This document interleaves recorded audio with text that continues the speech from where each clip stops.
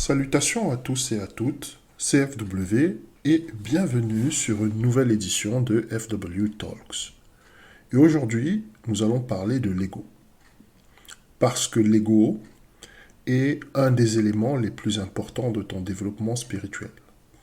Si tout le monde en parle, en vérité, très peu savent vraiment ce que c'est et surtout à quel point l'ego est important pour notre épanouissement. Dans cette vidéo, nous allons voir ensemble comment ton ego influence ta vie en général et ta vie spirituelle en particulier. Donc, sans plus tarder, nous allons rentrer dans le vif du sujet. Primo, ton ego n'est pas ton ennemi. Ça, c'est quelque chose qu'il faut savoir parce que souvent, beaucoup d'entre nous ont peur de l'ego et pensent qu'il est un poison, une menace, voire même une bombe à retardement.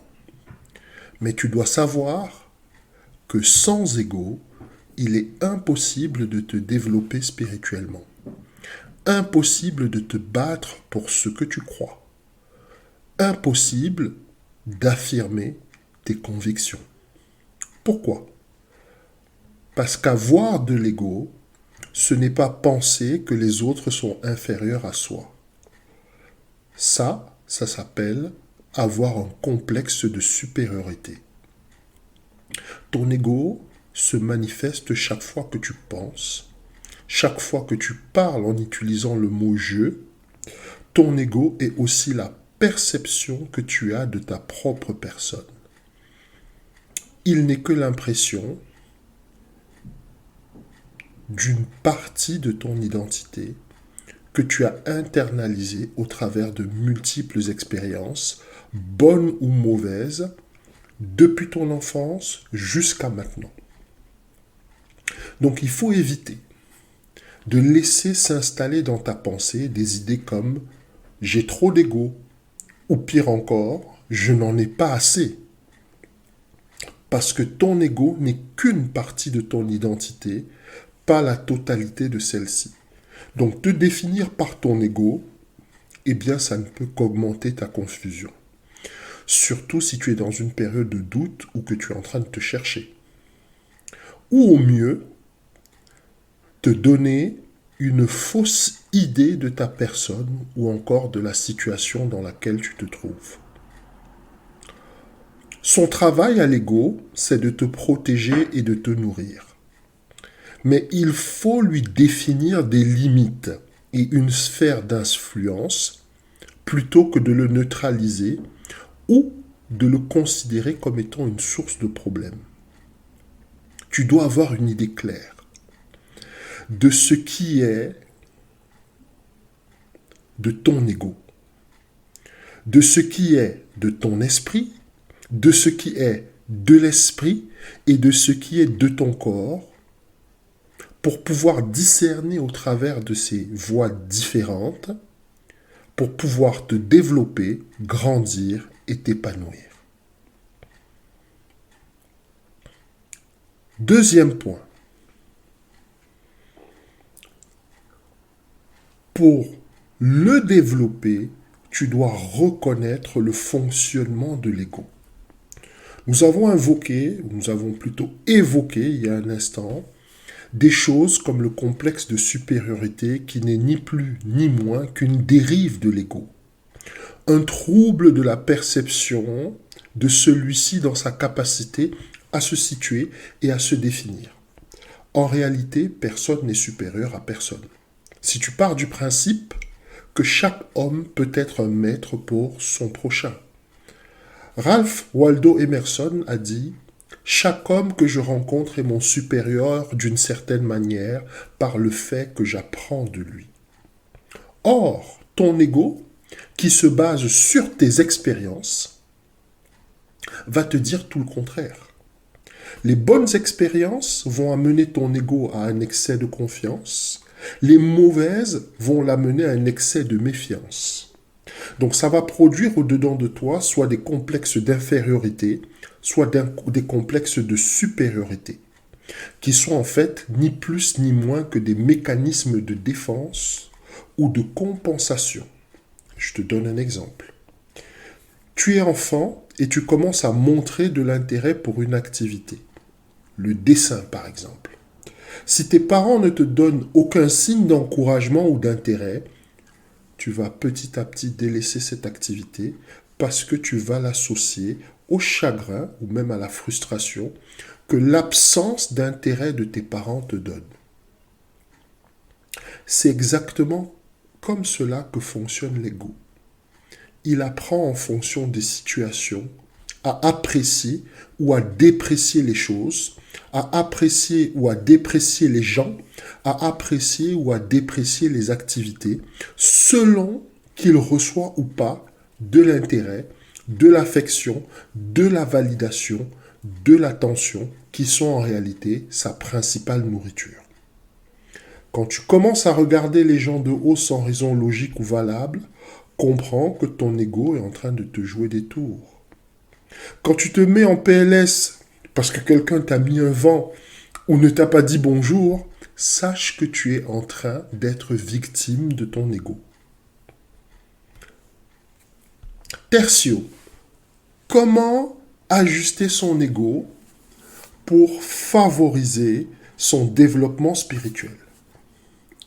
Eh bien, il faut pratiquer ce que j'appelle l'ego watch. Ego watch.